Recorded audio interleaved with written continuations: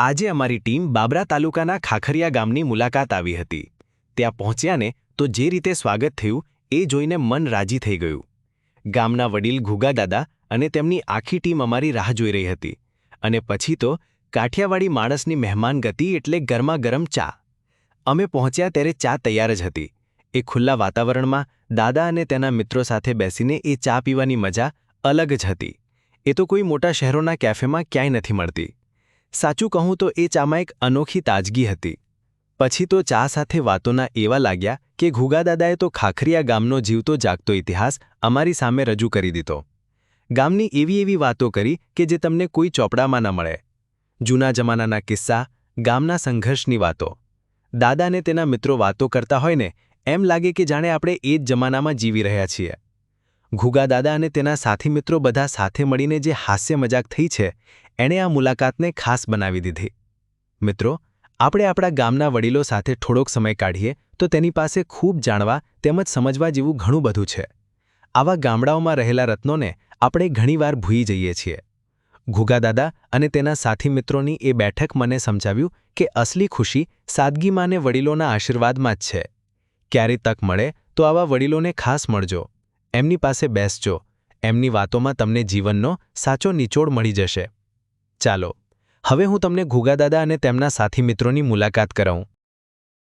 આગળ વાત કરતા કરતા જઈએ કે આ દાદા વાળી રહ્યા છે સૌજીભાઈ એનું કામ હારામાં હારું કામ એનું હા અને ઈ પછી હું ક્યારે ભાઈ આવશે એટલે હું એનો એ બધું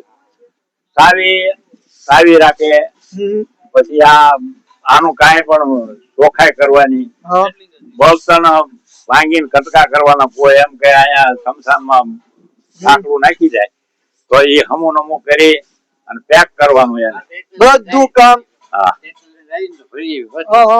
ટ્રેક્ટર લઈને શમશાન માટે તમે લાકડાથી દરેક સુવિધા કરો ને બધી સુવિધા નિઃશુલ્ક કરી છે આપણે કોઈ પ્રકારનું કાંઈ નહીં અને ટ્રેક્ટર અમને જોતું હોય ત્યારે પંચાયતની છૂટ અમને પંચાયત તરફથી તમને પાછો ઈ ફાયદો છે કે પંચાયત તમને ટ્રેક્ટર આપે છે કે ગામ માટે કામ કરવા માટે આપે આપણે એમ કામ હોય ને તો આપણે કે ફેર લઈ આવો ક્યાં લાકડું હોય ને તો લાકડા ફેરો પાણી વાળા છે આ દાદાનું કામ આપણે પાણી પાઈ અને ઝાડવા આ જે લીલોતરી આપણને દેખાઈ રહી છે આની પર ફોકસ કરશું આપણે આ જે મોક્ષ ધામ છે એની માટે આવી સાફ સફાઈ અને જેવું દરેક કામકાજ અહીં દાદા કરે છે મહેનત કરે છે જેથી એને શરીરને અને ગામને ફાયદો।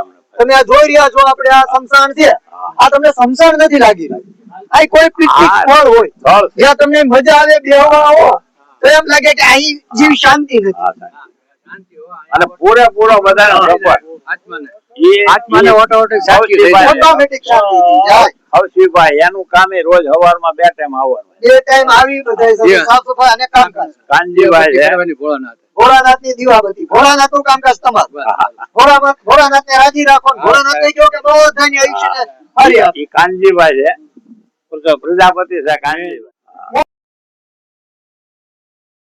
આ હતા આપણા ગામના કર્મઠ વડીલો ઘુગા દાદા અને તેમની ટીમ।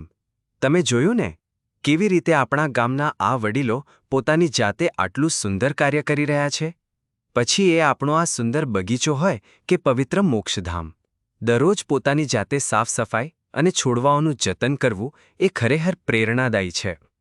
ગામની સેવા અને સ્વચ્છતા માટેની એમની આ નિષ્ઠાને આપણા બધા તરફથી સલામ। આવા વડીલો જ આપણા ગામનું ઘરેણું છે। તો મિત્રો, શું તમારા ગામમાં પણ આવી કોઈ ખાસ કહાની કે સેવાભાવી લોકો છે? તો અમને કમેન્ટમાં જરૂર જણાવજો। અને હા, તમને આ સફર કેવી લાગી એ પણ લખજો। આવી જ વાતો જાણવા માટે આપણી ચેનલને લાઇક, સબસ્ક્રાઇબ અને ફોલો કરવાનું ભૂલતા નહીં।